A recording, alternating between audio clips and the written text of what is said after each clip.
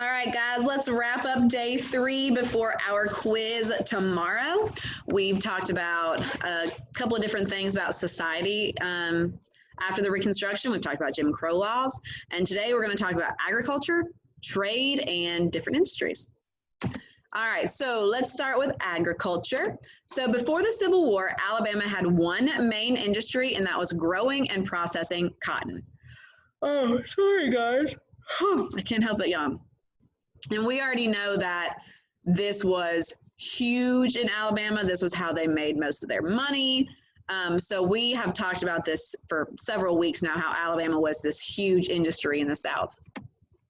Smaller industries, however, did include steamboat yards, sawmills, and smaller factories that produced wagons and farm tools, because there was so much agriculture in the South. Producing those kinds of things was very beneficial. Many people thought that the reason the South lost the Civil War was that it didn't have enough productive money-making businesses, which basically just means that, yes, they had cotton and it made them a lot of money, but having one industry that makes you a lot of money doesn't really cut it. You kind of have to have several different things that make money so that your state can be profitable. This inspired Alabama leaders to try to create new farms and new factories so that they had more than just cotton to rely on.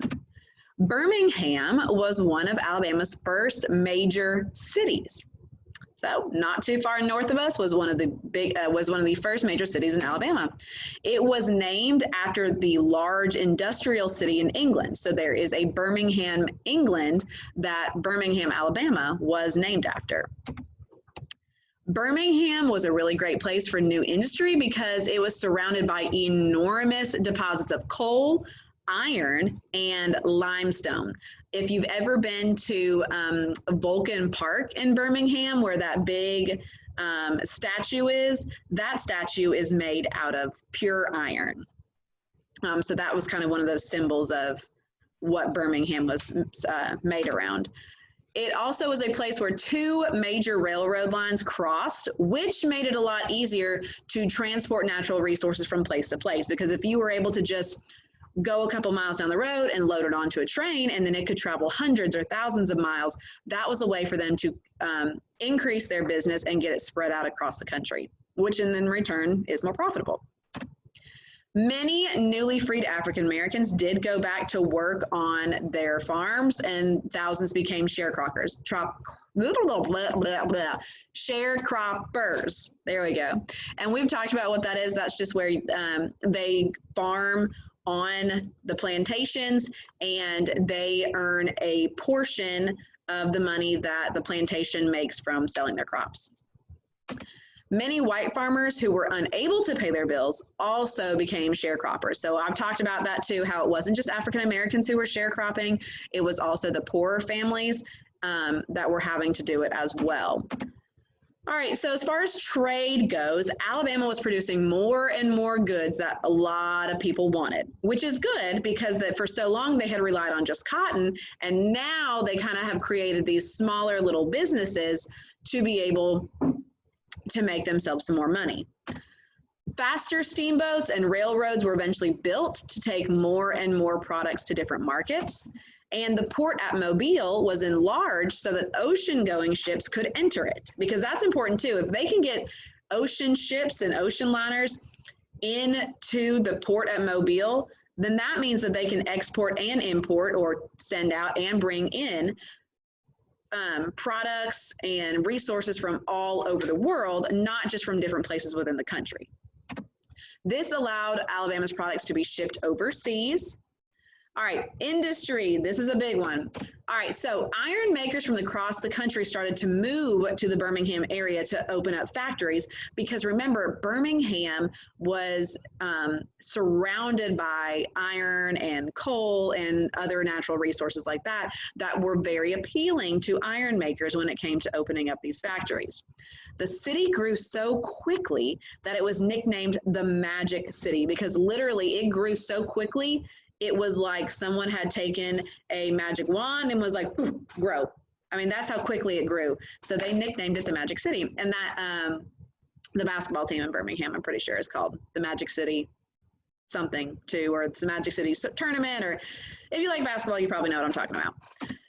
All right, the surrounding towns grew so quickly that they were called boom towns. So not only did Birmingham itself grow quickly, because Birmingham grew so quickly, the surrounding towns around it grew quickly as well, and they were called the boom towns.